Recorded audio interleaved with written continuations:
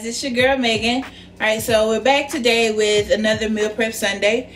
Since the majority of the United States are in freezing temperatures right now and dealing with snow in places that ain't really got snow in a while, decided to come to you and bring you my vegetable beef stew. Yeah, because we've been like in the double negative digits here. Cold. Like negative 10s and negative 100. Ain't no damn negative 100. So, but anyway, since it's been cold here and Drew's been wanting soups, because that's what we do when it's cold, and cornbread and good old comfort food. Anywho, so let's go ahead and get this over with, because it's going to take a little while, because you guys know that good beef stew or good soups tend to cook for a little while. Alright, so you'll need some flour, you'll need carrots, you'll need potatoes, at least 4 nice sized potatoes, onion, you'll need some vegetable oil, some beef stew meat, or you can use like a roast and just cut up your own stew meat. You'll need some celery, bay leaves, some tomato paste, salt, garlic, onion, thyme, black pepper, and beef stock. And water if you choose to. Alright, so let me get this beef washed and floured, and then I'll meet you over at the stove when we get ready to brown everything. Alright y'all, so the meat has been washed and rinsed. So now I'm going to take a little bit of flour. What? Actually, I had touched the meat. I got my bleach towel. Okay. Alright, so you want to season your meat. You can either season your flour, but I like to season the meat.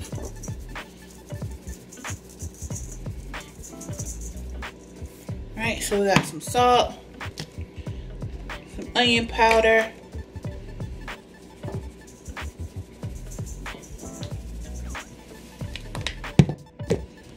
some garlic powder,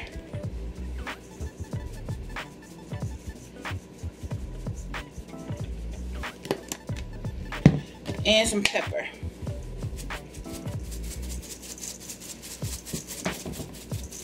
It's just like you frying your chicken. And you can season your flour too, but you want the meat itself to have some flavor to it.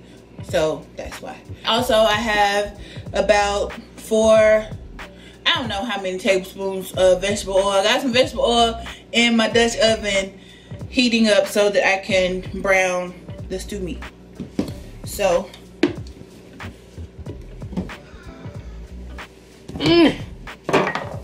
that's not my shot.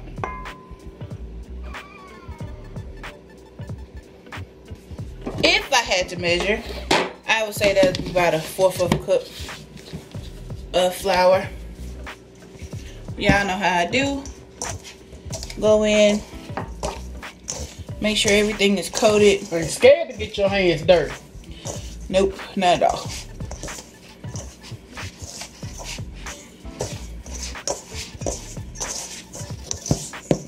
All right.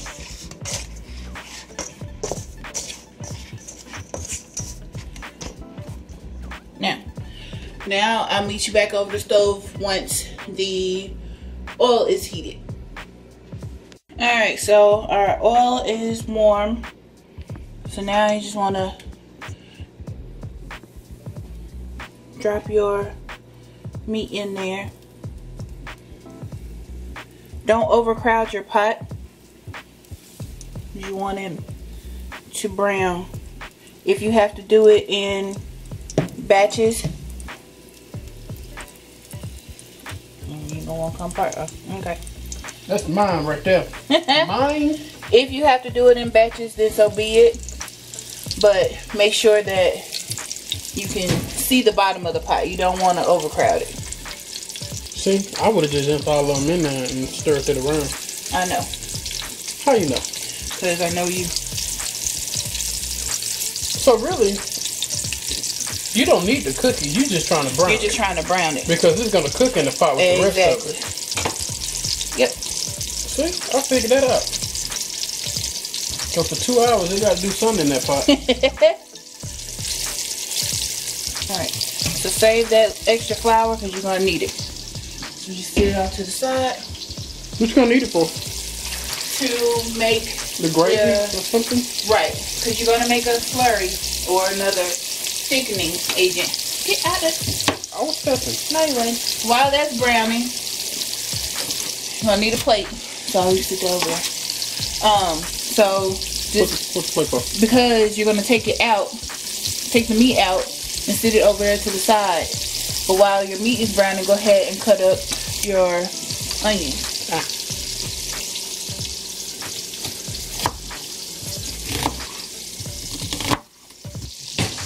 Alright guys, I had to cut up the onion for her. You ain't cut up nothing. Get your butt out the way. Can I flip it? No. That's weird. Yeah, slowly. Really? I just said you just want your meat to get brown. Yeah, because you don't want to overcook it, right? No, because it has to cook for almost 2 hours. So you definitely don't want to make it tough. Ain't nothing worse than getting some beef stew and you chewing on the beef. And of course, you know, your meat is probably going to start sticking to the bottom, which is fine, because you want those seasonings to be there. Alright, so I'm gonna let that cook for about another 3-4 minutes, and then we'll be back. So, like I said, our meat has been browning about 5 to 6 minutes by now. Not long, but it has a good sear on it.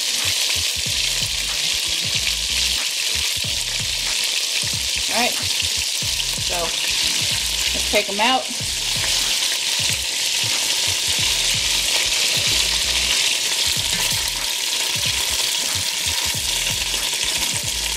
That's a good taco right there. Okay. Leave the pot as it is. Take your onion. Now it's time to mix some stuff in. Yeah. Now you want to cook those until they're transparent.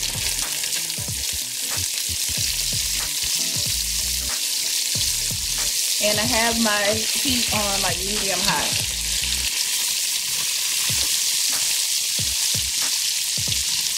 Alright, so while that's cooking in there, take your tomato paste. You're gonna need a good 2 tablespoons.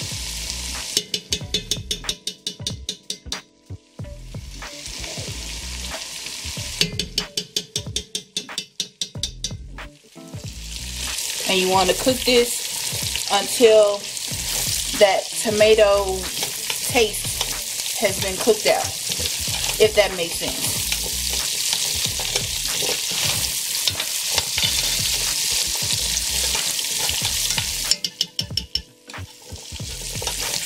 Alright, so let's add a little bit more. There's only a little bit more left in this pan. So 1 whole can. Yeah. Well, they only come in there. Oh, they do? Yeah. Oh. Well, guys, 1 whole can. Or 2 tablespoons. It's up to you. So you want to let that cook for at least 2 minutes, so that it's not, that tomato taste isn't so strong.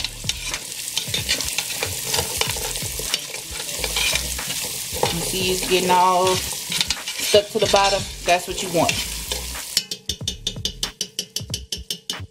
Can you smell the tomato now? Yeah, I can. So you want to cook it until you can't really smell it anymore. That's what I mean. Yeah, I was going to ask you, but I was like,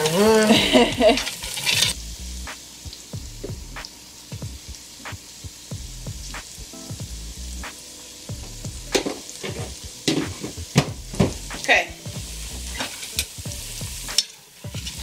Yeah, I definitely smell it. because that's what's going to help give you the color of beef stew too. So it's going to make it that dark, rich brown. Okay. But your next step, oops, sorry. See, I'd be scared right now because everything is stuck to the bottom. But that's what you want.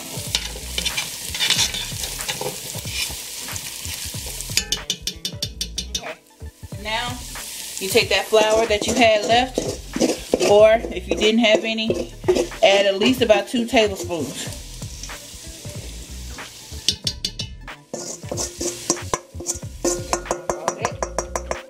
Dump it in there. There you go. And you're basically going to cook this the same way.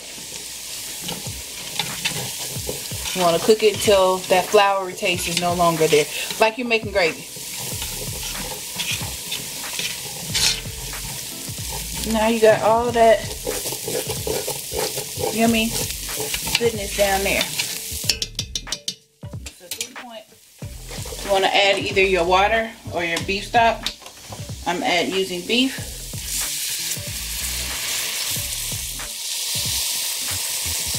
Turn your burner back to medium high.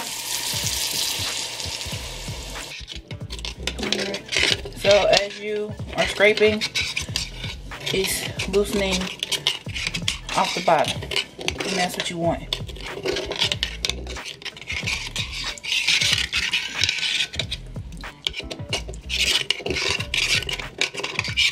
They call it deglazing the pot.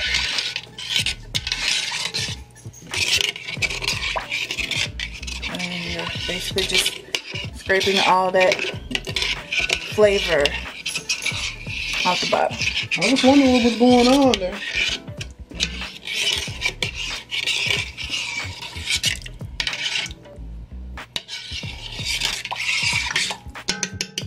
You want to add a little bit more water.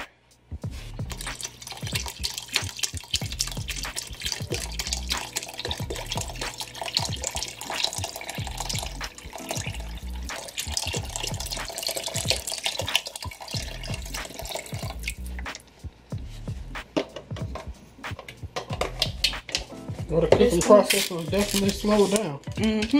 So now you want to add your meat and all of those juices that came off of it. Give it a nice stir.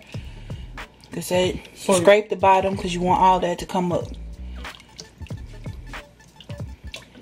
So you really gonna put the potatoes and stuff in until... This is gonna cook for an hour. I thought so. I come like it'll be overcooked if you add it too soon. So this is gonna cook for an hour. So you add your thyme.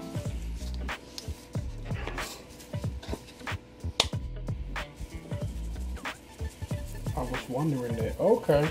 See, I would have totally messed this dish up. A little bit more pepper.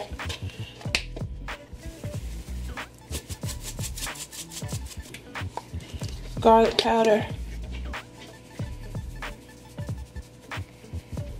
Onion powder.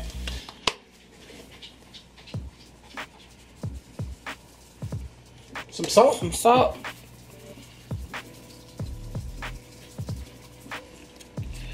Add your bay leaves.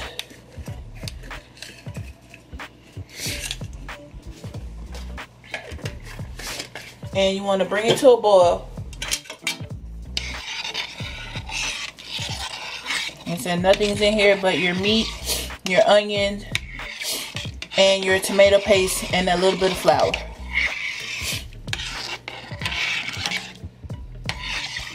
And if you take the spoon and scrape the bottom, you feel that there's not anything on the bottom anymore. Well, let me try it out then, because I was worried.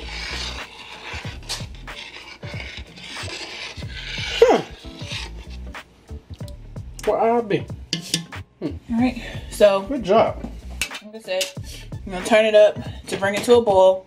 Once it comes to a boil, turn it down on low, let it simmer. You can leave the top off or leave the top on. It doesn't really matter. If you leave the top on, then your soup, the liquid, won't evaporate as quick. If you take it off, then it's gonna cook down some, so it'll become a little thicker. So again, that's just really what your preference, if you want a thicker gravy or not. So I'm gonna leave the top off, let it cook for an hour, come back, chop up my my celery and potatoes, add that to the mix, and cook it again for another hour, and then we'll be done. Be back.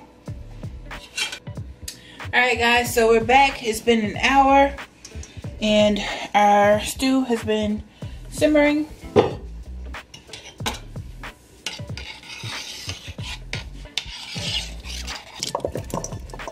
On display.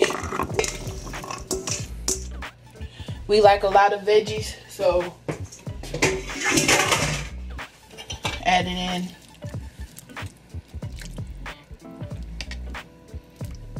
A bunch of, you don't have to do as many carrots or celery. I forgot to get green peas or English peas, so our stew won't have any this time, but it'll still be good without it. Sure will.